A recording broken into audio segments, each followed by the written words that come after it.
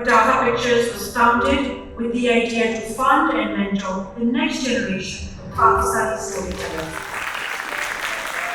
पटाखा पिक्चर्स के ईथॉस जो है वो ये है कि हम एक फ़िल्म मेकिंग कम्युनिटी ख़वातीन के लिए बनाए पाकिस्तान में। एंड जब नीयत साफ़ होती है तो लोग आते हैं।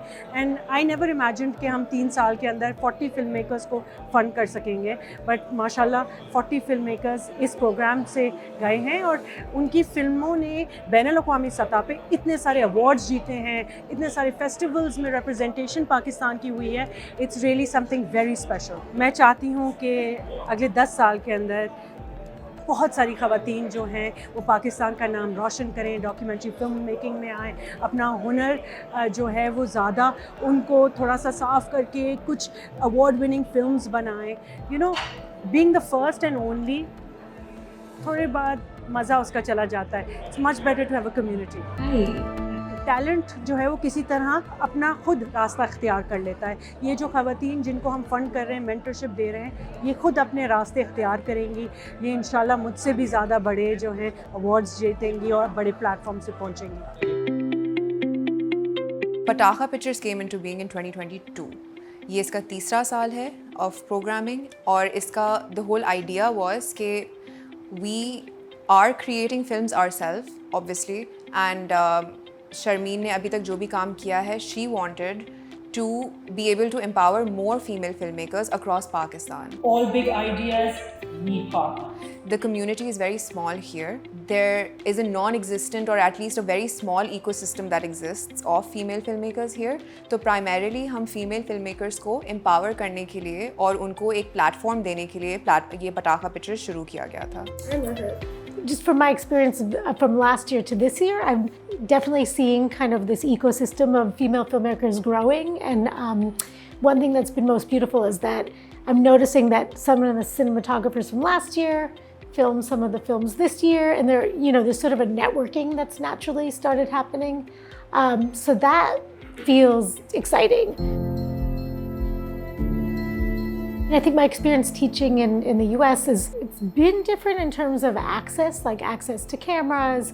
A lot of the fellows this year, they were filming in some like very remote areas, so they had to try 2, 3, 4, 5 times to get there, so they're very determined. But I will say, like with all students that I work with, like I feel like my job is not for me to tell my story through them, it's to try to help them tell the story they want to tell, like in the way and style that they want to tell it. So I kind of see myself more as like the film doula. Like I'm just kind of like helping them tell their stories. So it doesn't feel that different in some ways. The idea was always कि हम उनको mentorship और funding तो दे रहे हैं, right? They engage in online workshops in the months that they're engaged in the program. Towards the end of the program, हम एक edit week रखते हैं. Edit week is in person. वो हमारे ऑफिस में ही हर साल होता है, कराची में इधर एक हफ्ते के लिए। तो हम पाकिस्तान में जहाँ के भी हमारे फेलोज़ हैं, हम उन सबको यहाँ पर लेकर आते हैं। वो फुल टाइम अपना हमारे ऑफिस में स्पेंड करते हैं अपनी फिल्म के फाइनल कट पे काम करने के लिए और ट्रेलर्स पे काम करने के लिए। What is great about these films is that they're short, they're accessible, they're stories, they're the humans behind the situation, and all of them have some kind of kernel of hope. Like I think you can't make a film about climate change if it's all just this is horrible, this is horrible, this is horrible, nobody wants to watch it. But what's beautiful is that each of these films, they found something that we're going towards. Like whether it's as simple as like installing lightning rods in places where there's a lot of lightning, or giving more support to transgender folks after a flood. I mean, I think they're all stories, but they're calls to action, and they're and they're fun to watch too, even though they're about really hard subjects. I think they did a good job of making them like beautiful films.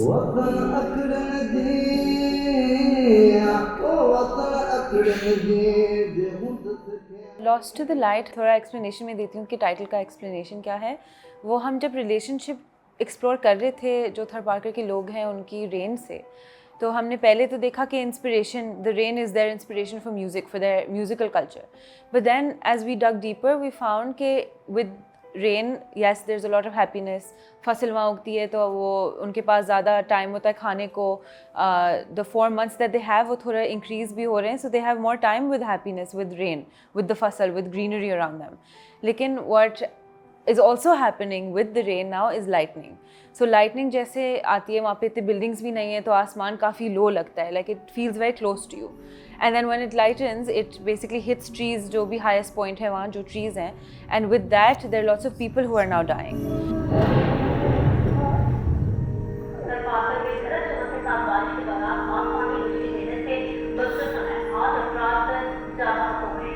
So Lost to the Light, the title is basically because in our documentary we follow 2 people, Durga and Gulab.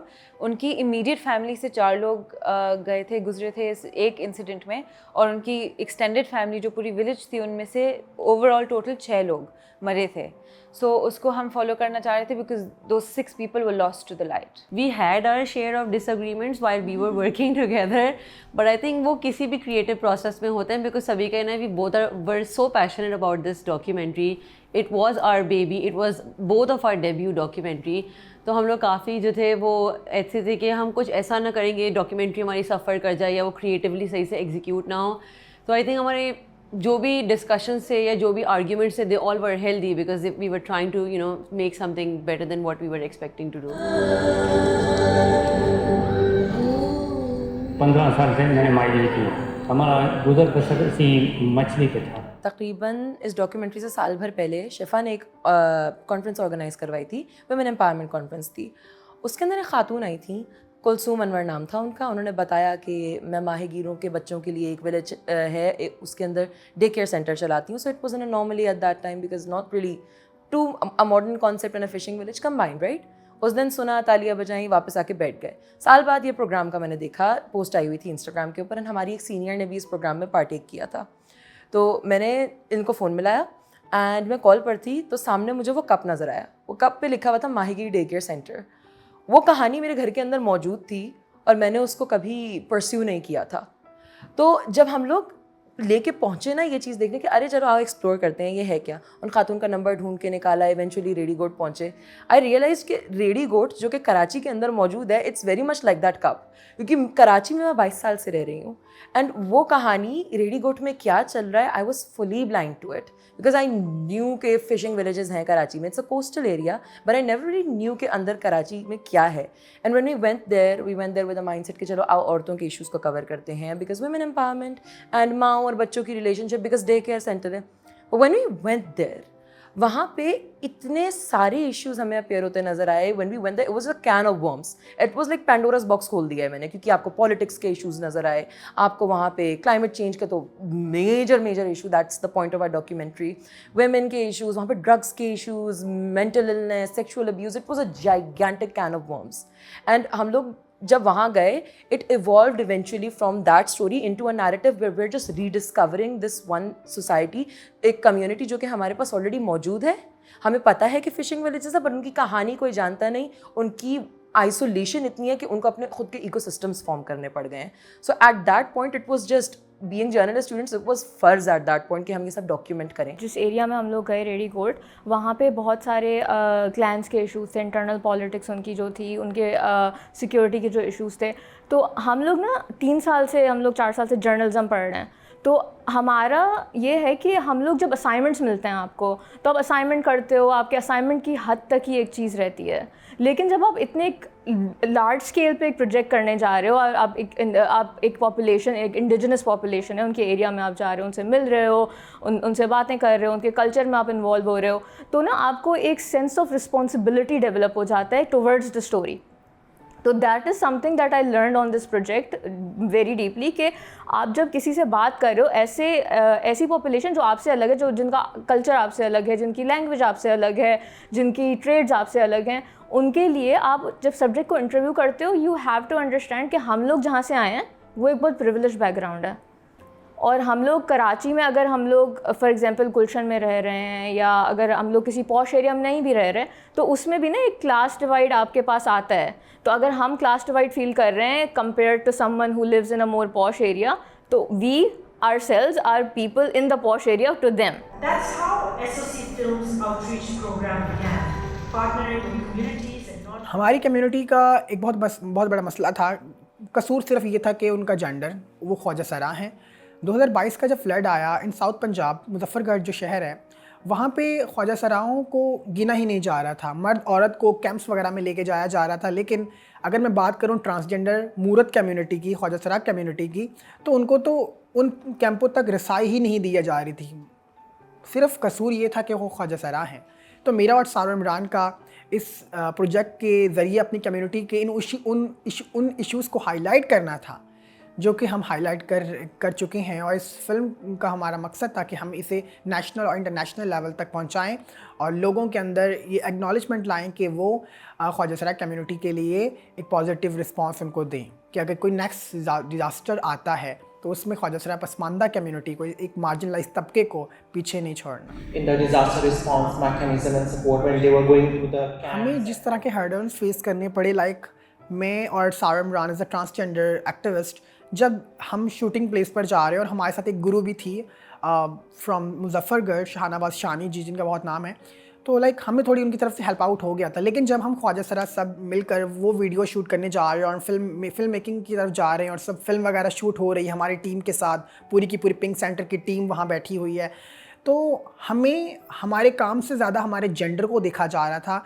वो एक बहुत बड़ा मतलब नुक्ता नज़र था, मैं ये कहूँगी नुक्ता के प्लेटफॉर्म पे, कि वो बहुत बड़ा नुक्ता नज़र था कि मतलब हम ये देख रहे थे कि लोग हमारे काम से ज़्यादा हमारे जेंडर को देख रहे हैं। बिकॉज ऑफ मैं एक ट्रांसजेंडर हूँ, ख्वाजा सरा मूरत हूँ, और ये चीज़ कहीं ना कहीं मेरे लिए एक चैलेंज था और सारा इमरान के लिए, हम सब के लिए चैलेंज था। बिकॉज एक 50 लोगों का मजमा आ जाता है और वो 50 लोग मतलब सिर्फ आपको इस वजह से देख रहे हैं कि यू आर अ ट्रांसजेंडर।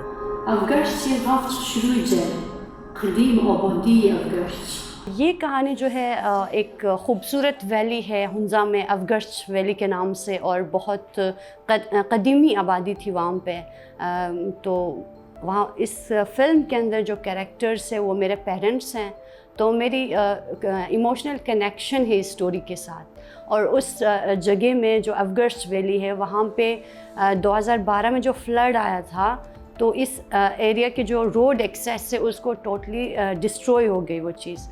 तो हमने वहाँ पे अपना घर, ज़मीनें वहाँ पे छोड़ के हम लोग माइग्रेट हुए दूसरे गांव में। और इसी तरह हमारी तरह जो है दूसरे लोग भी थे, कम्युनिटीज़ थी जो इफ़ेक्ट हुए थे। मैं गजर से बिलोंग करती हूँ, तो वो एरिया बहुत ही रिमोट एरिया है। वहाँ से लाइक हमें जो ईज़िली एक्सेस होता है वो इस्लामाबाद ही, 14 घंटे लगते हैं हमें इस्लामाबाद पहुँचने में। तो पटाखा पिक्चर एक ऐसी फेलोशिप थी जो ये सारा कुछ हमारे लाइक घर लेके आए हमारे लिए, ये अपॉर्चुनिटी। हम घर बैठे, हमें मेंटरशिप मिली, हमें गाइडेंस मिली। मुझे इतना एक्सपीरियंस है फिल्म का, लेकिन मैं अपने आप को प्रोफेशनल नहीं कह सकती क्योंकि मुझे मेंटरशिप और फंडिंग की ज़रूरत है। क्योंकि हम ऐसे एरियाज़ जाते हैं लाइक ट्रैकिंग एरियाज़, मैं एक फ़ीमेल जर्नलिस्ट हूँ या फिल्म मेकर हूँ, अकेली मेरे लिए वहाँ पे ट्रेवल करना मुश्किल है, कम्युनिटी के लोगों की मेंटेलिटी डिफरेंट है। तो इसीलिए पटाखा पिक्चर की वजह से हमने घर बैठ के इतना मतलब अच्छा प्रोजेक्ट हमने किया। ये मेरा फर्स्ट एक्सपीरियंस था कि मैं गोजाल को एक्सप्लोर करूँ, तो वो चीज़ मेरे लिए लाइक डिफरेंट कल्चर, उनकी ट्रेडिशन, उनकी कल्चर, उनकी लैंग्वेज। सबसे मुझे जो इशू फेस हुआ वो लैंग्वेज बैरियर का हुआ शूट के दौरान पूरा। लाइक मुझे कुछ समझ नहीं आ रही थी, थर्ड पर्सन के थ्रू कम्युनिकेट करना ये मेरे लिए थोड़ा सा इशू था। बट मैंने उनकी कल्चर देखी, वहाँ पे तकरीबन हमने 2 दफ़ा विज़िट की। थोड़ा मतलब फ़िल्म मेकिंग में मैं पिछले 7 साल से कर तो रही हूँ, लेकिन मैंने डॉक्यूमेंट्री कभी नहीं बनाई थी। हमारी कई बातों में दरिया की ही बात होती थी और दरिया के साथ जो जुल्म अब हो रहा है, क्योंकि दरियाओं की ज़मीन भी अब जो है उसके ऊपर हम डेवलपमेंट करना शुरू हो गए हैं। तो वो बहुत नेचुरल था हमारे लिए कि जब हम मिले उसके बाद हमें दरिया की ही बात करनी थी। और जब हमने इस प्रोग्राम के लिए अप्लाई किया तो फिर वही नेचुरल कि अच्छा हम किसी दरिया पे, क्योंकि फ्लड्स की भी हम बात कर रहे थे, कि हम उसी के बैंक्स के ऊपर कोई कहानी हमारी सेट होगी। 1-2 चीज़ें हैं। एक तो ये है कि हम समझते हैं कि अब जो क्लाइमेट चेंज और उससे मुताल्लिक़ जो साइंस है या पॉलिटिक्स है, ये कोई रीसेंट डेवलपमेंट है, जबकि अगर हम कुछ सेंचुरीज पीछे जाएं तो हमारे एंसेस्टर्स इसी नेचर को बहुत, उसका सीक्रेट स्टेटस था, वो प्रोटेक्ट करते थे। हमारे यहाँ बल्कि बहुत सी मूवमेंट्स रही हैं, चिपको मूवमेंट थी जिसमें लोगों ने दरख्तों को बचाने के लिए उनका कि दरख्त नहीं हम काटने देंगे। तो यहाँ पे तो ये क्लाइमेट, अब जो हम समझते हैं कि ये अच्छा वेस्ट में ये आइडियाज़ डेवलप हो रहे हैं, तो यहाँ पे तो बहुत से पहले से थे ये चीज़ें। तो एक तो वो चीज़ कि शायद हमें अपनी इंडिजिनस लोगों से ही, जो डायरेक्टली विक्टिमाइज भी होते हैं, हमें उनसे जाके पूछना चाहिए कि अच्छा आप बताएं कि क्या, किस तरीके से हम इसको ठीक कर सकते हैं।